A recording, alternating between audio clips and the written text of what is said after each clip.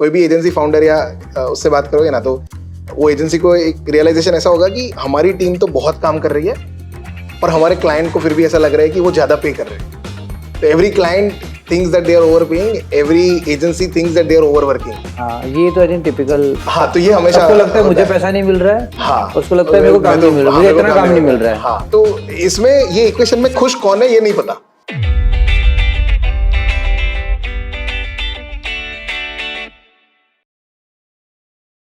नमस्ते दोस्तों, मेरा नाम है मनोज अडवाणी। मैं आप सबका स्वागत करता हूं वाणी विद अडवाणी के इस नए एपिसोड में, पावर्ड बाय यूनिसिंक एंजल्स। अगर आप एक सर्विस एजेंसी चलाते हैं, फिर चाहे वो फोटोग्राफी की एजेंसी हो या डिजिटल मार्केटिंग की या वेबसाइट बनाने की, और आपको प्रॉब्लम आता है क्लाइंट्स के लिए इनवॉइसेस बनाने में, उनके लिए प्रपोजल बनाने में, सेल्स पाइपलाइन मैनेज करने में या फिर क्लाइंट कम्युनिकेशन में, तो आपके इन सारे प्रॉब्लम्स को सॉल्व कर रहे हैं अहमदाबाद का स्टार्टअप क्लाइंट जॉय। और आज हम बात करने वाले उन्हीं के को फाउंडर्स से, यश शाह और अनुपमा पंचाल से। चलिए शुरू करते हैं। Hi Yash, hi Anupama, welcome to the podcast. Thank you यार, thank you Manoj for having us. Thank you Manoj. बहुत ही मतलब ना प्रैक्टिकल क्वेश्चन पूछता हूँ स्टार्ट से। And you folks are the first couple on the podcast. मतलब अभी तक मैंने जितने सेकंड सीजन जितने एपिसोड्स किए हैं, एक क्वेश्चन जो मतलब हम तकरीबन या तो जो मैरिड हैं या जो शादी करेंगे, सबका एक basic question, should couples become को फाउंडर्स और शुड को फाउंडर्स बिकम कपल? मुझे नहीं पता आप लोगों के केस में क्या ट्रू है। I don't know who can answer that. I think I will go ladies first. हमारे केस में ऐसा है कि हम लोग पहले like we were working together as partners, business partners, और फिर हम लोगों ने शादी करी है। कई किन सिनेरियोज में ऐसा होता है कि पहले आप शादी करते हो एंड देन यू थॉट कि let's start business together. So like what happens is कि इन आवर केस, सो पहले मैंने यश को as a business partner evaluate कर लिया था, and then the evaluation of कि whether how kind of life partner he will be, वो बाद में हुआ था। उसमें डिफरेंस क्या है, मतलब थॉट डिफरेंस क्या? आपने बिजनेस पार्टनर ढूंढते हुए ऐसा क्या क्वालिटी देख ली थी जो आपको लगा कि लाइफ पार्टनर में भी चली जाएगी ये तो? सो आई थिंक जब आप पूरी अपनी लाइफ का मैक्सिमम पार्ट साथ में रहना चाहते, मतलब रहते हो, तो आप एज अ पर्सन बहुत इवॉल्व होते हो। सो आपके भी डिफरेंट फेजेस आते हैं, आपके अप्स आते हैं, डाउन्स आते हैं। How do you like behave together उन सारे चैलेंजिंग टाइम्स में, हैप्पीनेस के टाइम्स में। आई थिंक एज बिजनेस साथ में रन करते करते करते लाइक 4-5 साल में I was able to understand कि you know how we work when these kind of situations occur, and हमारे पास रिस्पॉन्सिबिलिटी भी है। सो अ पर्सन लाइक दो लोग ऐसे ही सुख दुख में जैसे साथ में रह सकते हैं, जब ऊपर रिस्पॉन्सिबिलिटीज होती है आपके ऊपर, आपकी टीम की, आपकी कंपनी की, और तब आप जिस तरीके से सुख दुख में मतलब बिहेव करते हो, क्योंकि उसमें स्टेक्स ज़्यादा होते हैं, तो बहुत डिफरेंट होता है। सो वो सारे पर्सपेक्टिव से हम लोगों ने मतलब एक दूसरे को इवेल्युएट किया था, या फिर एक दूसरे को समझ पाए थे कि हम लोग ऐसे सिचुएशंस में भी साथ में रह सकते हैं। और ये करते करते करते हम लोगों का ऐसे रिलेशन डेवलप हुआ था, और फिर हम लोगों ने ऐसा डिसाइड किया कि लेट्स यू नो, इसमें कहीं तो कॉम्प्लीमेंट छुपा हुआ है मेरे लिए। But that was so beautiful. मतलब I think the way Anupama has put it कि यार आप लोग साथ में हो, और सिर्फ साथ में नहीं हो, आप लोग एक कंपनी, एक टीम, एक प्रोडक्ट को ग्रो कर रहे हो। जहाँ पे प्रॉब्लम्स आ रही हैं, उस प्रॉब्लम में यश कैसे रिएक्ट करता है, अनुपमा कैसे रिएक्ट करती है, आप दोनों एक दूसरे को भली भांति समझ रहे हो और देन वो डिसीजन ले रहे हो। So beautiful. यश, एनीथिंग आपको लगता है कि आपकी बढ़ाई में भी बाकी है? नहीं। सो एक स्किल शायद थोड़ी सी डेवलप हो जाती है जब आप एक कंपनी साथ में स्टार्ट करते हो, कि आप एक दूसरे के सेंटेंसेस फिनिश कर सकते हो। आप खुद ही दिमाग में आर्ग्यू कर सकते हो कि मैं ये बोलूंगा, वो बोलेगी, एंड देन कि मतलब इस तरह से ये कुछ प्रोग्रेस होगा। तो बहुत सारे डिबेट्स हैं, वो होते भी नहीं है क्योंकि वो जरूरी नहीं है, क्योंकि आप अपने पर्सपेक्टिव को जितना अच्छी तरह से समझते हो, आप शायद उनका उतना ही अच्छी तरह से उनके पर्सपेक्टिव को भी समझते हो। पर एक अच्छी चीज जो मैं इस बारे में ऐड करना चाहूंगा वो ये है कि यार मतलब जब आप एक कंपनी चालू कर रहे हो, तो वो बहुत ही डिफिकल्ट पीरियड होता है, पहला 1 साल 2 साल, जब कोई नया पैसा नहीं बन रहा है, या फिर आपको हर जगह पे चैलेंज होता है, कोई नया क्लाइंट नहीं मिल रहा है, नया टीम मेंबर नहीं मिल रहा है, आप उसके लिए स्ट्रगल कर रहे हो और आप उसके लिए हार्डवर्क कर रहे हो। उस टाइम पे आपको 2-3 चीज़ें, आपके काम के अलावा 2-3 चीज़ें आपको मैनेज करनी होती है। सो आपका मतलब पर्सनल घर थोड़ा सा मैनेज करना होता है, फैमिली थोड़ा सा मैनेज करना होता है, थोड़ा सा फाइनेंस पर्सनल फाइनेंस थोड़ा सा मैनेज करा, ऐसे 2-3 चीजें अपार्ट फ्रॉम द जो चैलेंजेस आपके खुद के कंपनी चालू करने के हैं जी। वो आपको सॉल्व और मैनेज करने होते हैं उस टाइम पे। अगर एक मुझे पता है कि अगर मैं कोई नई कंपनी चालू करूंगा या वो कोई नई कंपनी चालू करेंगे तो हम दोनों को पता है कि क्योंकि हम दोनों ने ये एक एक्सपीरियंस साथ में किया हुआ है तो we will understand each other. तो हम वो जर्नी में जो हार्डशिप होती है उसको समझ पाएंगे। और दूसरा सबसे मेजर बेनिफिट ये है कि जैसे आज भी कंपनी चला रहे हैं तो चैलेंजेस आते हैं, तो देर आर ऐसे दिन होते हैं जब I am not feeling happy, कुछ दिन ऐसे होते हैं जब उसके लिए क्योंकि वो प्रोडक्ट मैनेज करते हैं, मैं ग्रोथ मैनेज करता हूँ, तो कुछ दिन ऐसे होते हैं जब उसका विन होता है और मेरा नहीं होता है। हाँ। कुछ दिन ऐसे होते हैं जब मैं कोई बहुत ही बड़ा क्लाइंट लेके आया पर प्रोडक्ट डाउन हो गया, राइट। तो ऐसे भी डेज होते हैं हम दोनों के साथ में, तो हम दोनों एक दूसरे को समझते हैं। या फिर ऐसा है कि हम दोनों का, मुझे ये पता है कि अगर कोई डिफिकल्ट टाइम है और मैं मोटिवेटेड नहीं हूँ तो जब वो मुझे ऐसा बोल रही है कि नहीं यार don't worry will sail through this together, तो मुझे पता है कि वो रियलिटी में से आ रहा है क्योंकि she is in the same boat, she means it, मेरे साथ ही। हाँ, शी मीन्स इट, वो कंसोल नहीं कर रही है, उसको भी उतनी ही टेंशन लगी हुई है जितनी मुझे लगी हुई है। पर हाँ यार, so these couple of things यार, strongly recommend starting a company with your spouse. One important thing जो भी आपने कहा ना कि you highly recommend start a company with your spouse और अदर वे, मतलब first start a company and then become couple. नहीं, वो दोनों में से तो आई वुड रेकमेंड कि जिसके साथ कंपनी चला रहे हो अगर वहां पर घर बस रहा है तो वो बहुत अच्छी बात है। वरना बसा घर, हाँ, वरना बसा घर, हाँ हाँ, वहाँ ज्यादा नहीं, प्रॉब्लम for हो sure। सकती है। हाँ हाँ, वो क्योंकि सही जब बात है। आपने शादी के लिए इवैल्यूएट किया था उस इंसान को तो आपने as a life partner evaluate किया था कि Business आपकी partner फैमिलीज नहीं। के लिए किया था, आपने एज अ बिजनेस पर्सन नहीं किया नहीं था। किया था। डायरेक्टली तो नहीं बोलूँगा, मतलब बहुत लोगों में ना डायरेक्टली चीज़ पूछी है मैंने इस तरह से, and in fact most of time मुझे यही आंसर मिला है कि नहीं यार, नहीं नहीं नहीं ये पॉसिबल नहीं है यार, मतलब एक ही ऑफिस में नहीं हो पाएगा, सही बात है, बसा बसाया घर है, मतलब उसकी लंका नहीं लगा सकते अपन। नहीं हो सकता है। नाइस। सो फर्स्ट, मतलब the reason I asked this, क्योंकि मेरे दिमाग में बहुत दिनों से था कि मेरे मतलब पॉडकास्ट पे कोई कपल आया और मैं ये पूछूं और मैं दुनिया को बताऊं कैसा हो सकता है, कपल्स कैन बी गुड को founders, couple can be good working partners. तो अब स्पेसिफिक प्रॉब्लम्स की बात करते हैं यार। अगर मैं एक एजेंसी बिजनेस स्टार्ट करता हूँ, any type of agency, and can be IT agency हो सकती है, डिजिटल मार्केटिंग हो सकता है, फोटोग्राफी एजेंसी हो सकती है, आपके हिसाब से जितना आप लोगों ने, क्योंकि आप लोग इस मार्केट को ज़्यादा बेटर समझते हो, कौन से चैलेंजेस होते हैं इनिशियल डेज में, या ऐसी कौन सी चीज़ें होती हैं जो एक या दो क्लाइंट या 3 या 4 टीम मेंबर भी ठीक से चल जाती है, फिर जैसे जैसे टीम साइज बड़ी होती है तब वो वैसे गड़बड़ाने वो लगता है। challenge। कि जैसे क्या होता है कि आप जब स्टार्ट करते हो तो आप कोई एक स्किल सेट है जो आपको बहुत अच्छे से आता है। जी। So, जैसे अपन अज्यूम कर लेते हैं कि आप एक ग्राफिक डिजाइनर हो जी या आप एक एंड्रॉइड डेवलपर हो, तो आपको एंड्रॉइड डेवलपमेंट बहुत ही अच्छे से आता है। पर जब आप एक उसी स्किल सेट को यूज करके आप एक जॉब की जगह पर बिजनेस स्टार्ट करते हो तो चैलेंज ये आता है कि आपको एंड्रॉइड डेवलपमेंट तो अच्छे से करना ही है, आपको सेल्स भी अच्छे से करना है, आपको पैसा कलेक्ट भी करना है, आपको क्लाइंट को अपडेट्स भी देनी है, ये सारी चीजें भी। सो एंड्रॉइड डेवलपमेंट आपके लिए एक नेसेसरी कंडीशन है, सफिशिएंट कंडीशन नहीं है। तो वो तो अच्छा रखना ही है, उसके साथ आपको ये सारी स्किल्स भी आपको डेवलप करनी पड़ेगी। हाँ। तो वो एक first sort of an entry barrier होता है। धीरे धीरे करके आप उसमें बेटर होते जाते हो, फिर जैसे वो सीख जाते हो फिर आप 2-3 लोग के, 4 लोग के, 5 लोग के हो जाते हो, 1-2-3 क्लाइंट्स आपके पास आ जाते हैं, तब थोड़ा सा कोलैबोरेशन एक चैलेंज बनने लगता है कि हम इंटरनली कोलैबोरेट किस तरह से करें। एंड वो चैलेंज आपके टॉप लाइन पे नहीं होता है, बॉटम लाइन पे होता है, मतलब रेवेन्यू के लिए चैलेंज नहीं है वो।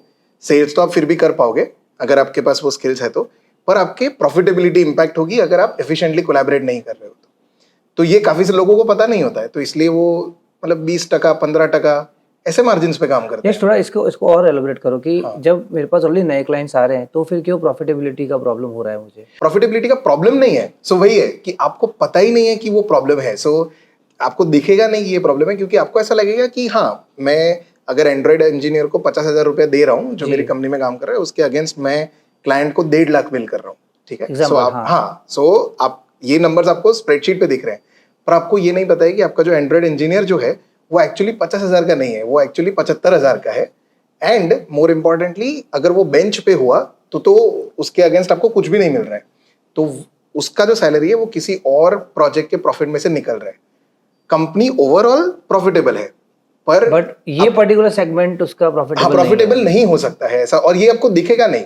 जब आप 7-8 लोग 10 लोग के हो जाओगे, 2-3 क्लाइंट्स हो जाएंगे, तब आपको ये दिखेगा नहीं, क्योंकि ओवरऑल कंपनी फिर भी प्रॉफिटेबल है। 100 रुपया कमा करके वो 80 रुपए ही पे कर रही है, पर वो 60 रुपए पे कर सकती है, या वो 100 का 120 रुपया कमा आप सकती बोल है, रहे हो और ज्यादा प्रॉफिटेबल हो और सकता ज्यादा है। प्रॉफिटेबल हो सकती है। अच्छा, हाँ, पर क्योंकि थोड़ा सा प्रॉफिट हो रहा है तो आपको पता नहीं चल रहा है और आप उसमें कि संतुष्ट हो। आप उसमें खुश हो। हाँ, फिर आप धीरे धीरे स्केल करना स्टार्ट करते हो। तो ये एक सेकंड प्रॉब्लम हुआ कि आपको पता नहीं होता है कि आप कितने प्रॉफिटेबल हो सकते हो, क्योंकि आप मेजर नहीं कर रहे हो वो चीजें। हाँ, फिर आप धीरे धीरे थोड़ा सा और ग्रो करना स्टार्ट करते हो, तो आप 30 लोग के कंपनी बन जाते हो।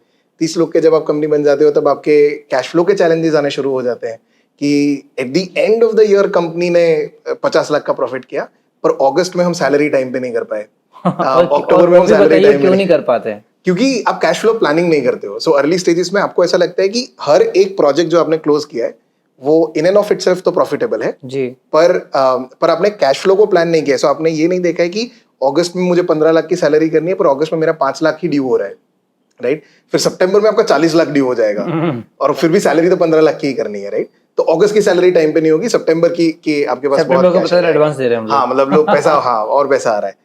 तो ये फिर कैश फ्लो के चैलेंजेस आने शुरू हो जाते हैं। फिर जैसे जैसे आप बड़े ऑर्गेनाइजेशन के साथ काम करना स्टार्ट करते हो, तो उनकी पेमेंट टर्म्स T+90 होती है। अच्छा। तो 90 दिन मतलब 3 महीने के जी, बाद आपके पास जी। वो पैसा आता है। छोटे कस्टमर्स हैं, वो आपको अपफ्रंट पैसा दे रहे हैं, पर वो उतना प्रॉफिटेबल नहीं है। तो आप फिर वो डिसीजंस लेना शुरू करते हो कि मैं बैलेंस किस तरह से मेंटेन करूं कि मेरे पास कैश फ्लो भी रहे और मेरे पास प्रॉफिटेबल प्रोजेक्ट्स भी हो, राइट। फिर और चैलेंजेस होते हैं जो आपको टीम फ्रंट पे, रिक्रूटमेंट में, कल्चर में, यहाँ पर आप सॉल्व करने का ट्राई कर रहे हो। जब आप 10 से 10 लोगों की टीम में सब लोग 1 पर्सन डिपार्टमेंट होते हैं, 30 लोग की जब टीम होती है, तब कोई एक डिपार्टमेंट के अंदर मल्टीपल लोग आना शुरू हो जाते हैं कि एक भी क्लाइंट अगर आया तो उसको प्रपोजल भेजने के लिए 3 लोग उस प्रोसेस में इन्वॉल्व होंगे, राइट। पहले ऐसा नहीं था, पहले एक ही इंसान था जो उसके मेन पे फॉलो, हाँ पहले लोग ही नहीं थे, हाँ एक ही इंसान सब डिसीजन लेकर के सब कुछ खत्म करके क्लोज कर देता था जी। पर अब 3 लोग हैं। अब ये 3 लोगों में से कोई अवेलेबल है नहीं है, उसकी वजह से कोई अपॉर्चुनिटी मिस हो जाती है, शायद फॉलो अप टाइम पे नहीं हुआ, या फिर इंटरनल टीम में से कोट हमको नहीं पता चला कि एफर्ट एस्टिमेट कितना है। तो ये सारे चैलेंजेस आने शुरू हो जाते हैं। एंड 30 के बाद टिपिकली फाउंडर्स के साथ 2 चीजें होती हैं, या तो एजेंसी फाउंडर्स की मैं बात कर रहा हूँ, या तो एक ये होता है कि वो लोग पूरा दिन अपने क्लाइंट्स, जो एग्जिस्टिंग क्लाइंट्स हैं, उनके प्रोजेक्ट्स को फुलफिल कर रहे हैं और उसी में लगे हुए हैं। So they are just trying to run the business, keep the lights on, कि भाई पैसा आ जाए ऐसा। या तो दूसरा चैलेंज, अगर वो नहीं कर रहे हैं, तो दूसरा चैलेंज ये होता है कि उनको ऐसा लगने लगता है कि मेरा एजेंसी मेरे कंट्रोल में नहीं है, क्योंकि विजिबिलिटी ही नहीं है कि हो क्या रहा है, राइट। मोटा मोटा जो आपने बताया, प्रॉफिटेबिलिटी की उनको क्लैरिटी नहीं होती है, कैश फ्लो के प्रॉब्लम्स होते हैं, विजिबिलिटी नहीं होती है कि क्या हो रहा है, कोलैबोरेशंस नहीं हो रहे हैं क्योंकि टीम में इतने लोग हो गए।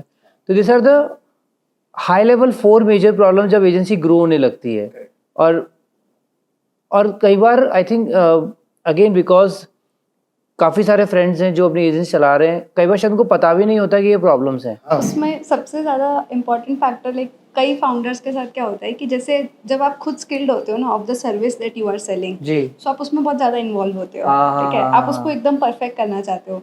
तो होता ये है कि जो बाकी के फ्रंट्स है ना, बाकी के जो चैलेंजेस हो रहे हैं कि आपके मतलब प्रॉफिटेबिलिटी आ रही है नहीं आ रही है, कैश फ्लो मैनेज हो रहे हैं कि नहीं हो रहे, प्लानिंग हो रही है कि नहीं हो रही है, टीम मतलब आपकी हैप्पी है या नहीं है, वो सारे फैक्टर्स आप मतलब उतना देख नहीं पाते या फिर आप अवॉइड करने लग जाते हो, क्योंकि आप ज़्यादा से ज़्यादा टाइम सिर्फ सर्विस की क्वालिटी या डिलीवरी पे फोकस करने लग जाते हो। तो एक इंटरनल एजेंसी फाउंडर की एक स्ट्रगल भी होती है ये कि वो कैसे खुद को बाहर निकाले उस मोड से, और like as a agency founder ज़्यादा फोकस बिजनेस पे करे rather than like doing those things themselves.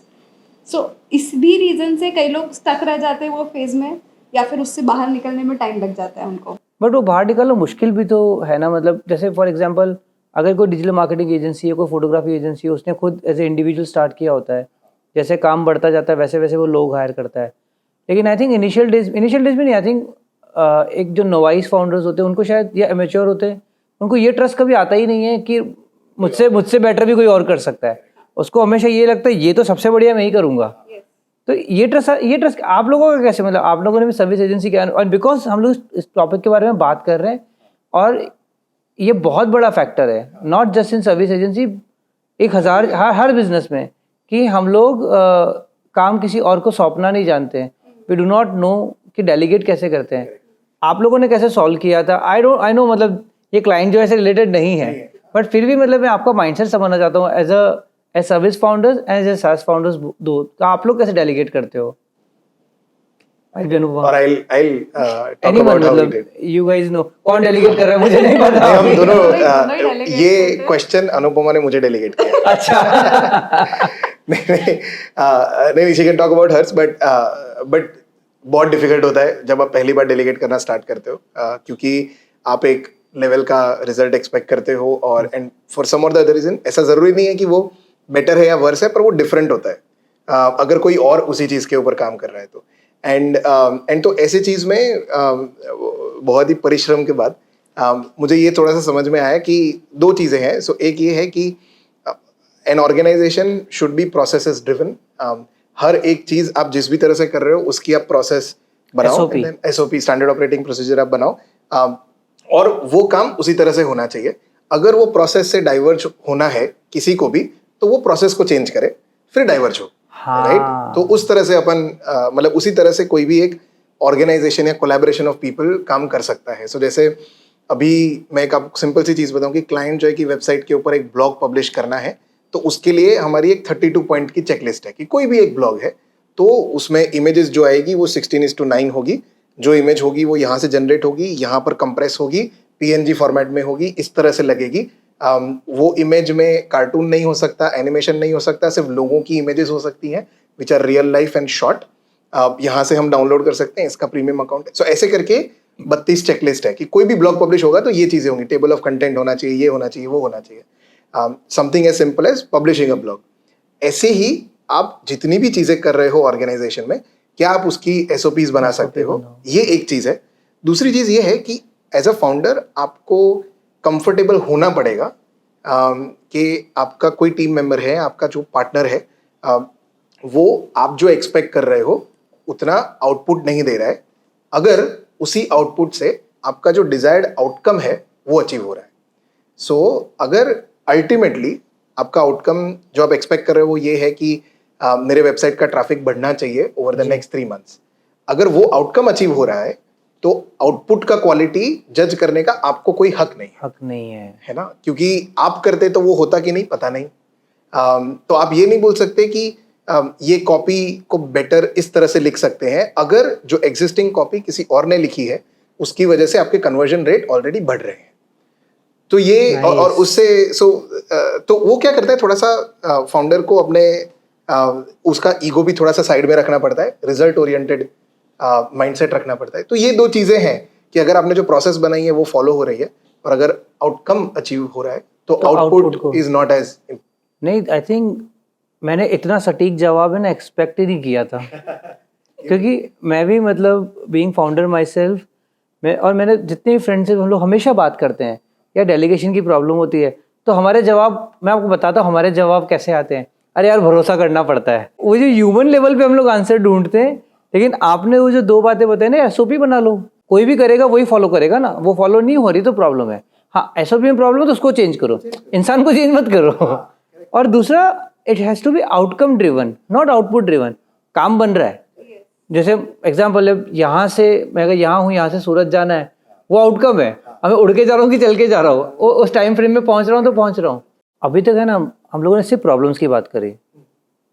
Now I am really interested to know कि क्लाइंट जो है इनमें से कितनी प्रॉब्लम सॉल्व कर रहा है। एंड मैं स्पेसिफिकली क्लाइंट जो इसलिए बोल रहा हूँ क्योंकि ये एजेंसी की प्रॉब्लम्स है ना, मेरे काफ़ी सारे खुद के फ्रेंड्स हैं जो एजेंसी ओनर्स है, और मैं बार बार इस बात को रिपीट कर रहा हूँ। तो because I really want to know कि यार ये प्रॉब्लम सही में सॉल्व हो सकती हैं, क्योंकि एक छोटे एजेंसी ओनर्स को ना ये लगता है कि यार कि, और स्पेशली मैं गुजराती बोलते आ तो रहवान एक्सेप्ट कर लेते हैं। हाँ, तकलीफ तो रहवानी, क्योंकि आसपास सब पीयर्स में वही चीज है, सबने एक्सेप्ट कर लिया है। हम लोग किसी के पास भी जाएंगे ना तो वो यही कहेगा तेरे को, अरे इतना नहीं सोचने का, ये तो होगा ही ना, अब तू धंधा लेके बैठा है, इतनी तकलीफ ही नहीं होगी क्या। तो अब आप स्पेसिफिकली बताओ कि इनमें से कौन से प्रॉब्लम्स क्लाइंट जो है सॉल्व कर रहा है और किस हद तक सॉल्व कर रहा है। अगर एक एक करके भी अगर आप जैसे भी आप लोग डिसाइड करो कौन कौन सा प्रॉब्लम सॉल्व कर रहा है। क्लाइंट को हमेशा आप कोई भी एजेंसी फाउंडर या उससे बात करोगे ना, तो वो एजेंसी को एक रियलाइजेशन ऐसा होगा कि हमारी टीम तो बहुत काम कर रही है, पर हमारे क्लाइंट को फिर भी ऐसा लग रहा है कि वो ज्यादा पे कर रहे हैं. तो every client thinks that they are overpaying, every agency thinks that they are overworking. हाँ, ये तो आई थिंक टिपिकल. हाँ, तो ये हमेशा सबको लगता है होता मुझे पैसा नहीं मिल रहा है. हाँ, उसको लगता है मेरे को काम नहीं मिल रहा, मुझे इतना काम नहीं मिल रहा है. हाँ, तो इसमें ये इक्वेशन में खुश कौन है ये नहीं पता. हाँ. कि क्यों मतलब ये इक्वेशन बन जाता है. तो इसमें एक चैलेंज ये होता है कि क्लाइंट को ना रियल टाइम अपडेट्स नहीं मिलती.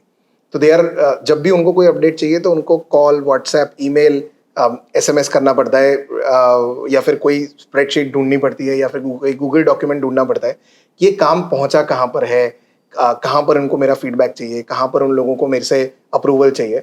तो इसका रियल टाइम विजिबिलिटी नहीं होता है, जो क्लाइंट पोर्टल बहुत ही अच्छे से सॉल्व करता है. आप जो भी ऐप यूज कर रहे हो, आप चाहे क्लाइंट के लिए एड्स चला रहे हो, आप क्लाइंट के लिए फिग्मा पे डिजाइन कर रहे हो, आप क्लाइंट के लिए एयरटेबल पे सोशल मीडिया का कैलेंडर बना रहे हो, आप जो भी कर रहे हो वो सारी की सारी चीजें आप क्लाइंट पोर्टल के अंदर एक कस्टम ब्रांड करके आप यूनिफाई कर सकते हो. और वो क्लाइंट जो है वो अपने फोन पे, डेस्कटॉप पे, जिस भी तरह से उसको देखना है वो देख सकता है. उसके ऊपर वो अपनी रिक्वेस्ट रेज कर सकता है और वो कंप्लीटली व्हाइट लेबल्ड है. आपकी एजेंसी के कस्टमर के क्लाइंट के लिए भी हाँ एक पूरा सॉल्यूशन जहाँ पे उसको समझ में आए कि यार जो मैंने काम दिया था वो कहाँ हो रहा है, कैसे हो रहा है, कौन काम कर रहा है, कब तक होगा, कहाँ पहुंचा है, मेरे को यहाँ पर ये प्रॉब्लम है, मेरे को जो करना है वो क्लाइंट को जो भी कर रहा है वो रियल टाइम उसके फोन से, उसके लैपटॉप से जो भी है. और ये व्हाइट लेबल सॉल्यूशन है. ये व्हाइट लेबल है. सो एजेंसी अपना खुद का ब्रांडिंग कर सकती है. आई थिंक जो सबसे बड़ा प्रॉब्लम आप दोनों अलग अलग शब्दों में जो आप बता रहे हो ना कि यार विजिबिलिटी, ट्रांसपेरेंसी और एक कम्युनिकेशन, आई थिंक यही सबसे बड़ा प्रॉब्लम होता है. क्योंकि आज मैं अगर एज ए कंज्यूमर भी सोचता हूँ ना, मैं जिन एजेंसीज के साथ काम करता हूँ, डे इन डे आउट में कई बार उनसे वही चीज़ वापस मांगता हूँ जो मुझे पहले भेज चुके होते हैं. यार वो लोगो बनाया था, वो बोलेगा यार मनोज पे भेज तो दिया था, अरे यार मिस हो गया, वापस भेज देना.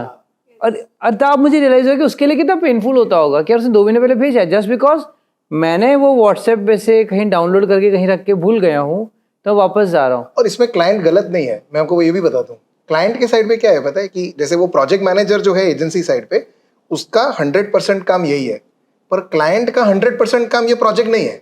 आपकी लाइफ में तो और बहुत सारी चीजें चल रही है ना. मतलब आप तो दूसरा बिजनेस चला रहे हो पूरा, जिसमें one of the things is this project. हाँ. तो प्रोजेक्ट मैनेजर का भी ये एक्सपेक्ट करना कि मैंने भेजा था तो आपको मतलब I will have to send it again, हाँ. is also a little unfair, and you are also not necessarily unfair, क्योंकि आप और 5 चीजों पे काम कर रहे हो और ये एक चीज है जो आप कर रहे हो. एलिमेंट है. तो इसमें कोई गलत सही नहीं है. इसको एक बेटर तरीके से करने की जरूरत थी, ऐसा हमको लगा. तो क्लाइंट जो इसलिए हमने बनाया. यश, अगेन मतलब हम लोग सर्विस एजेंसीज की मेजर प्रॉब्लम्स की बात कर रहे हैं. एक जो सबसे हाई लेवल जो प्रॉब्लम जो मुझे भी लगता है ना, मतलब अब मुझे ऑलमोस्ट इंडिया में 2 साल के आसपास हो गए, मैंने एक चीज़ रियलाइज़ की है, हमारे यहाँ पर कोई भी सर्विस वाला हो, वो डिजिटल मार्केटिंग एजेंसी हो या फोटोग्राफी का हो या वेबसाइट बना रहा हो, वो लोग अभी भी रेफरल्स को इतना अच्छी तरीके से यूज़ नहीं करते हैं. And I think referral can be a huge source of the new acquisition, जो कि नहीं होता हमारे यहाँ. व्हाट्स योर थॉट, मतलब आप बिकॉज यार बीइंग ओनर ऑफ क्लाइंट, जो आप day in day out agency से बात करते हो, डील करते हो, व्हाट डू यू थिंक, मतलब उन रेफरल कितना स्ट्रॉन्ग है पहला तो, how important is it and how much are they using it? So Indian services firms, I in my limited experience I have not seen कि वो लोग रेफरल्स को यूज करते हैं. हाँ. इसके मतलब मेरे हिसाब से 2-3 रीजंस हैं. एक तो ये है कि रेफरल मांगने में शायद थोड़ा सा शर्म आता है. दूसरा ये है कि मतलब कब मांगना चाहिए, कैसे मांगना चाहिए. और तीसरा मतलब ये है कि क्योंकि हमसे लोगों ने रेफरल मांगे होंगे और वो सर्विस हमने कभी रेफर नहीं करी है किसी और को, तो हमें लगता है कि और कोई भी नहीं रेफर करता होगा सर्विसेज को. तो इसमें क्या होता है कि प्राइमरीली 2 टाइप की सर्विसेज हैं. एक ब्लू कॉलर सर्विसेज हैं और एक व्हाइट कॉलर सर्विसेज हैं. जी.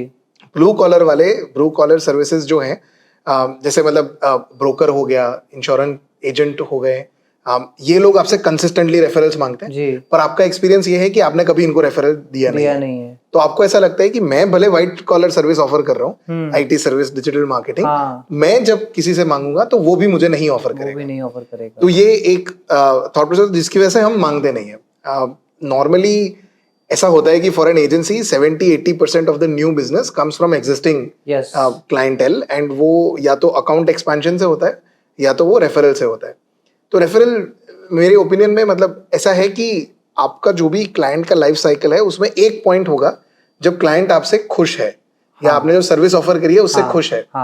At that point of time आप रेफरल नहीं मांगो, आप उनसे इस तरह से बात करो कि यार अगर आपके सर्कल में किसी को ये रिक्वायरमेंट आए तो क्या आप मेरी सर्विस रेकमेंड करने के लिए मुझे और क्या अच्छा करना चाहिए, हाँ राइट कि मैं आपके टॉप ऑफ द माइंड में आ जाऊं. सो अगर मैं SEO ऑफर कर रहा हूं, मान लो उनका ट्रैफिक बढ़ गया 3 महीने के बाद, हाँ. एक हैप्पी कॉल चल रहा है क्लाइंट के साथ, तो then I should pop the question कि यार what better I could do कि it will make you refer me to someone else in your circle also.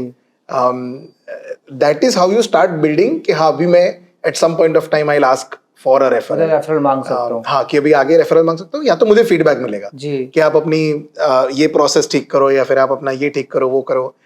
SaaS में एक कंसेप्ट होता है NPS का, नेट प्रमोटर स्कोर का, which actually helps you measure that at scale कि अगर 9 या 10 कोई रेट कर रहा है तो they are not just happy with your service, they are happy कि वो आपके सर्विस को प्रमोट भी करेंगे, आपके प्रोडक्ट को प्रमोट भी करेंगे, एडवोकेट बनने को भी तैयार है. एडवोकेट बनने को तैयार है, राइट. तो और अगर वो रेफरल करने की सिचुएशन में नहीं है तो फिर आप उनसे एक रिव्यू ले लो, गूगल रिव्यू ले लो. ऐसा तो क्या हो गया. हाँ मतलब हाँ जो भी है, तो आप रिव्यू ले सकते हो उनसे हमेशा. जहां पर भी आप क्लच है या जो भी आप लिस्टेड हो जहां पर, तो आप वहां पर उनसे रिव्यू ले लो अगर वो रेफर नहीं कर सकता है तो. और अगर रेफर कर सकता है तो every 3 months start building a relationship with them.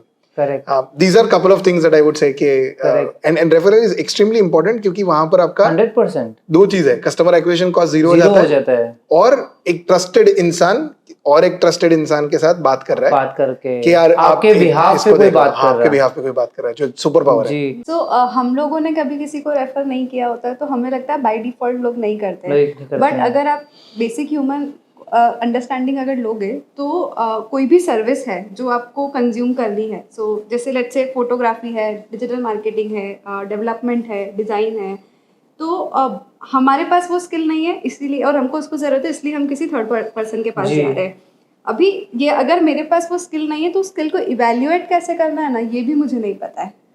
सो अभी अब मैं 4 अगर फोटोग्राफर से लेट्स से मैं बात कर रही हूँ या डिजाइन एजेंसी से मैं बात कर रही हूँ तो how would I evaluate them कि इन चारों में सबसे बेहतर कौन सा है. सो ऐसे सिनेरियोज में most of the time people prefer the easy way of referral only. कि यार तेरा काम अच्छा किया था ना, तू खुश है ना, तुझे रिजल्ट मिला ना, तो मुझे बता ना तूने किसके साथ काम किया था, I will do that. So actually services industry है, जब भी आप कुछ ऐसी चीज प्रोवाइड कर रहे हो जो लोग इजीली नहीं समझते, उस केस में तो referral works as a very good way of getting your clients. 100%. And nowadays तो मतलब रेफरल के कितने सारे टेक्निक्स अवेलेबल है, टूल्स अवेलेबल है, ऑटोमेटेड तरीके अवेलेबल है जिसको यूज करके आप अपना रेफरल मार्केटिंग कर सकते हो.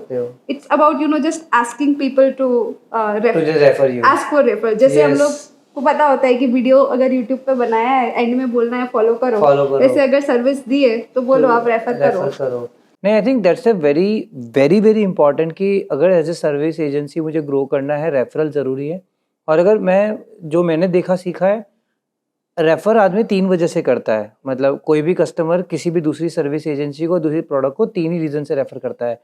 पहला होता है कि क्या मुझे रेफर करने से मुझे क्या फ़ायदा होगा, monetary benefit, am I getting something out of it. अगर मुझे लग रहा है, जैसे फॉर एग्जांपल हम लोग जो स्कूल में थे, हम लोग पेटीएम एक दूसरे को भेजते थे कि अगर तू डाउनलोड करेगा तो मुझे भी 10 रुपये मिलेगा. बट अबेस जैसे हम जिंदगी में आगे बढ़ते हैं, हमारा वो मनी वैल्यू चेंज हो जाता है. तब शायद हम 10 रुपये के लिए कर रहे थे, शायद अभी मैं 1000 रुपये के लिए करूँगा. तो वो आइडेंटिफाई करना बहुत ज़रूरी है कि आपका ये वाला कस्टमर कितने रुपए के लिए आपको अगले वाले को रेफर करेगा. दूसरा रीज़न होता है रेफर करने का for the love of the service और for the love of the product. यार ये तो इतना बेहतरीन था, मैं तो उसके प्यार में अंधा. मतलब इससे बेटर तो कुछ chat GPT, what classic example. मतलब अब तो पान वाले को भी पता चैट जीपीटी है, शायद वो यूज़ ना भी करे. और तीसरा बिगर रीज़न होता है इज अ शो ऑफ, है ना. हाँ, ब्रैगिंग, आईफोन. मतलब हम शायद सामने वालों को गिफ्ट नहीं करेंगे लेकिन शो ऑफ जरूर करते हैं. भाई तेरे को पता है क्या फोटो आता है इसमें, क्या वीडियो आता है. तो ये मोटे मोटे मुझे लगता है 3 मेजर रीज़न होते हैं रेफरल के. और आई थिंक जो सबसे बड़ा मिस आउट जो मुझे लगता है ना कि सर्विस कंपनीज क्यों रेफरल मांगने में शर्माती हैं, क्योंकि आई थिंक वो लोग अपफ्रंट कुछ ऑफर नहीं करती हैं. तो उनको क्या लगता है हम एहसान मांग रहे हैं. यार अनुपमा प्लीज आप है ना मेरे अगली बार कोई डिजिटल मार्केटिंग वाला है ना, आप तो मेरा तो पता है मैं थोड़ा दब के बात करता हूँ. द रीजन क्योंकि मैं कुछ ऑफर नहीं कर रहा हूँ. बट इसी की जगह मैं ये बोलूँ, अनुपमा अगर नेक्स्ट टाइम आप मुझे क्लाइंट लगे दोगे ना तो जो भी बनेगा मैं आपको 10% दे दूंगा या मैं आपको अपफ्रंट को दे दूंगा, जो भी करें. उसमें क्या मेरी अथॉरिटी आ जाती है. ऐसे ट्रांजैक्शन क्योंकि उसको भी तो फायदा हो रहा है ना. हम लोग क्या करते हैं, ये ट्रांजेक्शन भूल जाते हैं हम लोग, है ना, फिर ह्यूमैनिटी ग्राउंड पे चले जाते हैं, यार आज तू मेरी मदद कर दे, अरे बाबा कैसे है ना, आज मैं मदद करूंगा, समझ रहा हूँ सर्कल ऑफ लाइफ, ये वो फिलोसॉफी है, बट आज क्लियर क्या है कि मैं तेरी मदद तब करूंगा मुझे कुछ तो बेनिफिट देना, and that gives me a strong reason. शायद मैं नॉर्मल डे में रेफर ना भी करूं किसी को, बट अगर मुझे इतना स्ट्रॉन्ग रीजन मिल जाए ना कि यार इसका काम किया, अगर मान लो 10,000 रुपये का काम करता है और मुझे प्रॉमिस कर रहा है 10% देगा, मेरे 1,000 रुपये बन रहे बिना कुछ किए, जो एफिलिएट में होता है। तो आई थिंक सर्विस एजेंसीज ये नहीं कर रही हैं और इसीलिए शायद वो शर्मा रही हैं। आई थिंक अगर इतना करने लग जाएं कि भाई जब भी तू you refer me and I give you something, तो आई थिंक वो शर्म खत्म हो जाएगी, फिर it will become transactional relation and nothing wrong about it, There's absolutely nothing wrong. Yes, इसमें एक चीज मतलब एक ये भी है कि WhatsApp ग्रुप्स या communities, these are the where your sales person as an agency, मेरा सेल्स पर्सन नहीं है, पर वो WhatsApp ग्रुप में अगर मेरा कस्टमर है जो मेरी सर्विस से हैप्पी खुश है जी, तो वो एक बहुत ही बड़ा सेल्स का चैनल मेरे लिए बन सकता है। Exactly. सो इसमें मतलब ये है ना कि जब भी मुझे अगर मान लो कि मैं क्लाइंट हूं और मुझे कोई सर्विस चाहिए, जी। तो मुझे कोट आएगा SEO का 10,000 रुपया पर मंथ से लेकर के 2 लाख रुपया पर मंथ, है ना। और सब लोग मतलब अलग अलग टाइप का मेरे को कोट बना के भेजेंगे, पर ना मुझे नहीं पता है कि मैं किसके साथ जाऊं, मतलब 80,000 वाला ठीक है, 1.25 लाख वाला ठीक है, 50,000 वाला ठीक है। तो इसमें आई विल रिलाई ऑन के क्या कोई और इसके ऊपर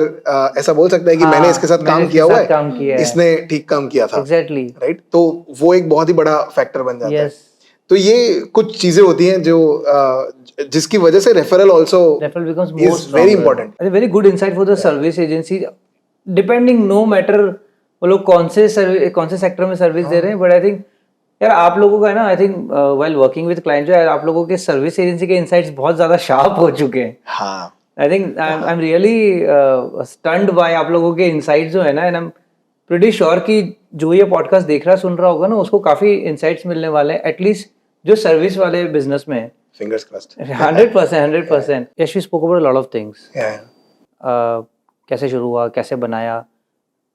If I'll ask you for the high level, अगर मैं समझने की कोशिश करूँ, what has been your major learnings ये पूरी जर्नी में क्लाइंट जॉय के? I'm sure देखो एज ए फाउंडर यार बहुत सारे हाइज एंड लोज आते हैं, but I am pretty sure कि जब आप ऐसे पीछे मुड़ के देखते होंगे तो आपको लगता होगा यार ये चीज़ें थोड़ी अच्छी कर सकते थे, ये चीज़ें बेटर करें। तो I think one from each of you कि what has been those major learnings might be if you can tell first. काफ़ी सारे स्टार्टअप फाउंडर्स को मैं जानती हूँ, बात करती हूँ, हमने जो गलती करी थी वही उनको करते हुए देखती हूँ कि सारे स्टार्टअप फाउंडर्स स्टार्ट इससे करते हैं कि उनको प्रोडक्ट बनाना है, ठीक है, प्रोडक्ट बनाना है, बहुत अच्छा बनाना है, इससे अच्छा बनाना है, उससे अच्छा बनाना है, उनको डाउन उस लेवल तक उनको पता होता है कि इसके अंदर मुझे बटन का कलर क्या रखना है, ड्रॉप डाउन के अंदर ऑप्शंस क्या देखने, उतनी लेवल में एक्सपर्टीज हम ले लेते हैं, उतनी क्लैरिटी होती है। बट यही फोकस डिस्ट्रीब्यूशन पे नहीं होता है कि कौन इसको बेचेगा, इसको हम कैसे पोजीशन करेंगे, इसको हम मार्केट कैसे करेंगे, इसको हम सेल्स कैसे करेंगे, इसके अंदर हम कितना प्रॉफिट बनाएंगे, कहाँ पे इसको लेके जाएंगे, किस किस से हम बात करेंगे, सिर्फ हम ही सेल करेंगे या हम पार्टनर भी कर सकते हैं। बिजनेस इतनी सारी चीज़ें इन्वॉल्व करता है। आप आपकी टीम को हायर करोगे जो प्रोडक्ट बिल्डिंग में आपको हेल्प करेगी, लेकिन आप एज ए बिजनेस ओनर आपका focus should be sales, promotion, business, profits और डिस्ट्रीब्यूशन या ग्रोथ उसको करने का। आप उस प्रोडक्ट से कैसे खुद को बाहर निकालोगे वो बहुत ज़रूरी है।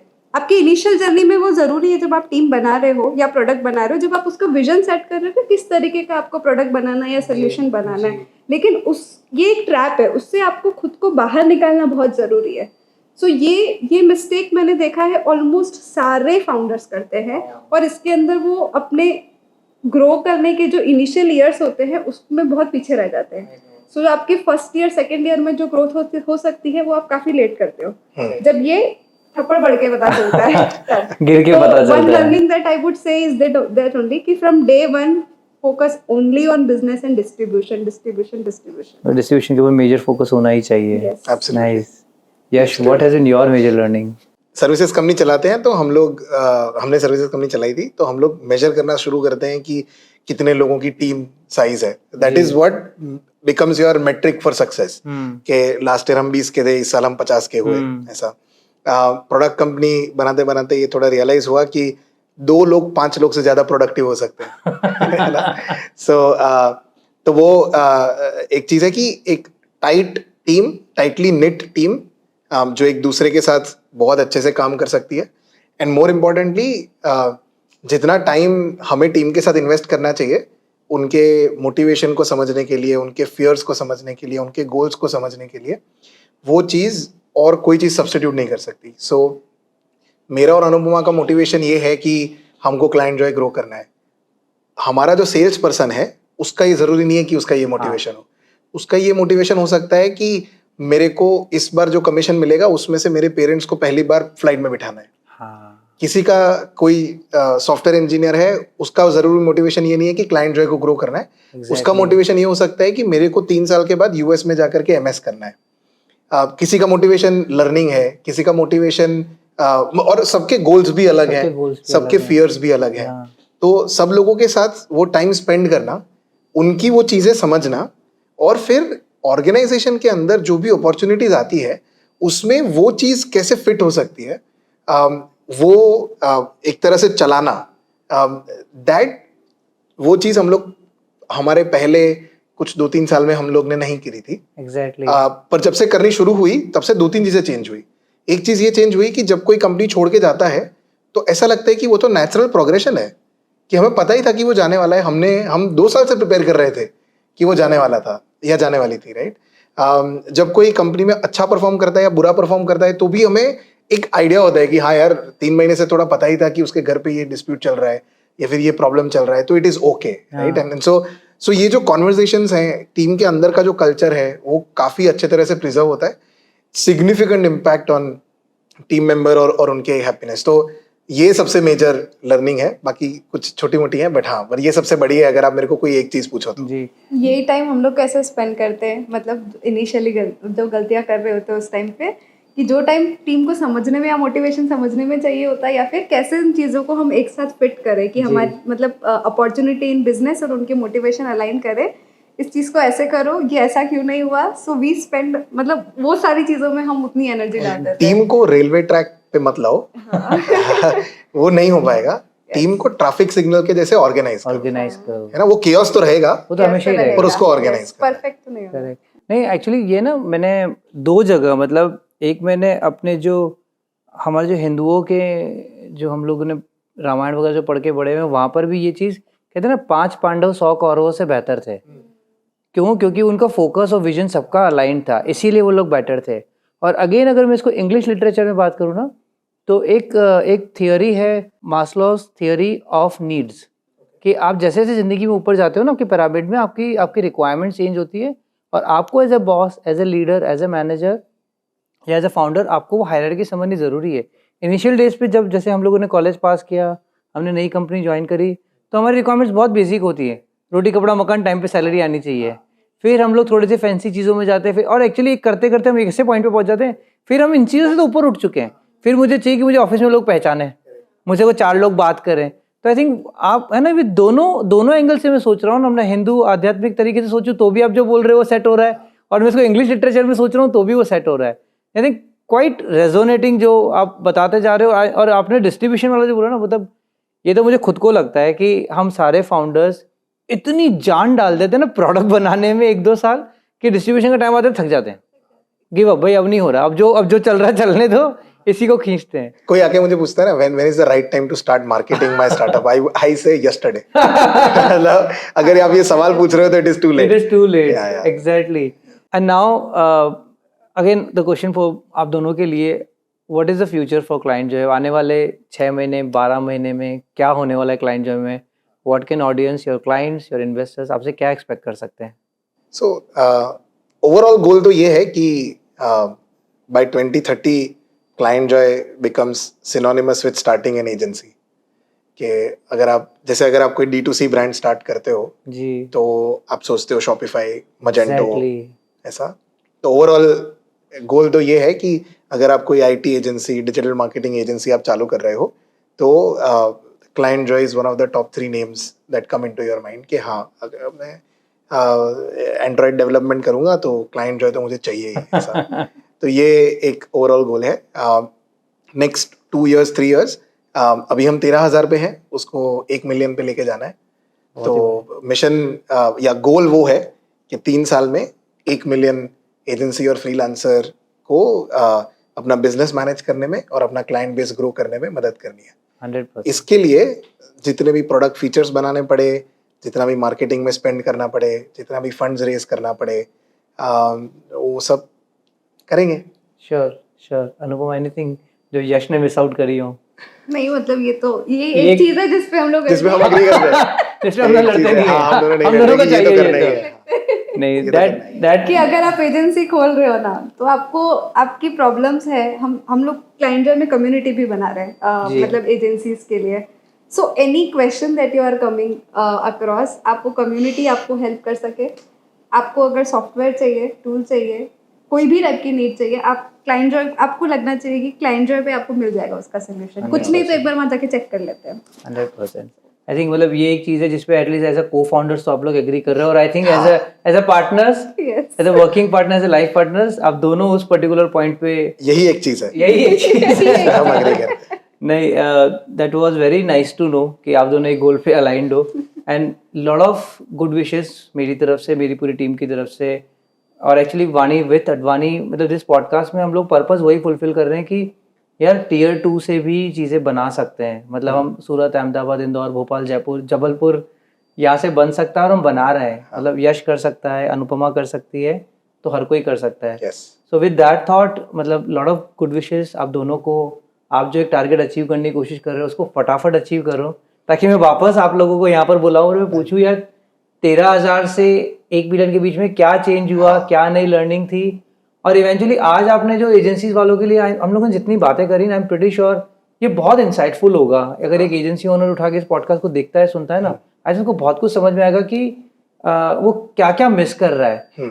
और मैं ज़्यादा अप्रिशिएट इस चीज़ को करूंगा ना कि आपने कहीं पर भी ये नहीं कहा कि क्लाइंट जो ही कर सकता है। मतलब आपको प्रॉब्लम, आपने मेजर प्रॉब्लम्स बताया कि ये ठीक कर लो, आप एक अच्छी एजेंसी बन सकते हो। सो आई रियली अप्रिशिएट मतलब आप दोनों की तरफ से वो पार्ट, एंड आई होप आप लोगों को भी इतना ही मजा आया कि जितना मुझे सुन के एक इंसाइटफुल, इतना मुझे नॉलेज, आई एम श्योर कि आप लोगों को भी एक अच्छा चांस मिला कि वापस ये सारी एक दूसरे के साथ बैठ के डिस्कस कर रहे थे हम लोग। नहीं, हमको तो बहुत मजा आया यार, थैंक यू। हमको कोई वही बोल रहे थे कि हमको कोई पूछने वाला चाहिए, बोलने के लिए रेडी। मैं एक चीज और मैं ऐड करूंगी, जैसे आपने शायद ऐड नहीं किया, जैसे यश अहमदाबाद से है पर मेरा पूरा born and brought up Udaipur में हुआ है। सो नॉट जस्ट लाइक, जैसे अभी आप देखोगे तो सेकंड टियर सिटीज में जहाँ पे स्टार्टअप्स की बात करोगे तो आप आएगा कि अहमदाबाद है, ठीक है, फिर आप पुणे लोगे, जयपुर लोगे, इंदौर, भोपाल लोगे, पर उदयपुर है। वैसी जगह पे भी मैं काफ़ी लोगों को जानती हूँ जो they are starting up businesses, या फिर वो इस बारे में सोच रहे हैं या फिर करना है उनको। They need right platforms, right places, right connections या राइट इन्फॉर्मेशन, जिससे वो लोग अपने अंदर के वो फाइट कर सके वो डीमन से, चीज़ें स्टार्ट कर सके। एग्जैक्टली। और आई थिंक मैं इस पॉडकास्ट में मतलब वही कोशिश कर रहा हूँ।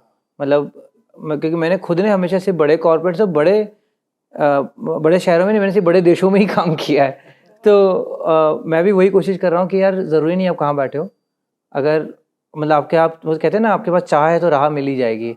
So thank you so much Yash, thank you so much Anupama, and मतलब हम लोग मिलते रहेंगे, बात करते रहेंगे इसके बारे में, and all the best to both of you in your journey. Thank you so much. Thank you so much दोस्तों, इस वीडियो को एंड तक देखने के लिए। इस वीडियो से जो कुछ भी सीखा उसको फटाफट कमेंट्स में डाल दीजिए। जिसका कमेंट सबसे अच्छा होगा उसको मिलेगा एक बहुत ही बेहतरीन गिफ्ट हैम्पर यूनिसिंग एंजल्स की तरफ से। आप सबसे एक तहे दिल से रिक्वेस्ट है कि हम इस पॉडकास्ट को क्यों कर रहे हैं, ताकि टियर 2 में बसे इन फाउंडर्स की कहानियों को हम ज़्यादा से ज़्यादा लोगों तक पहुँचा पाए और उनको इंस्पायर कर सके। अगर आपको भी लगता है कि कोई इस कहानी को सुन के इंस्पायर हो सकता है, कुछ नया बना सकता है, तो प्लीज़ इसे ज़रूर शेयर करिएगा उसके साथ। प्लीज़ लाइक कर दीजिए इस वीडियो को, प्लीज़ सब्सक्राइब करिए मेरे चैनल को, और भी इस तरह की बहुत सारी कहानियाँ सुनने के लिए। तो फिर बने रहिए, देखते रहिए, सुनते रहिए वाणी विद अडवाणी।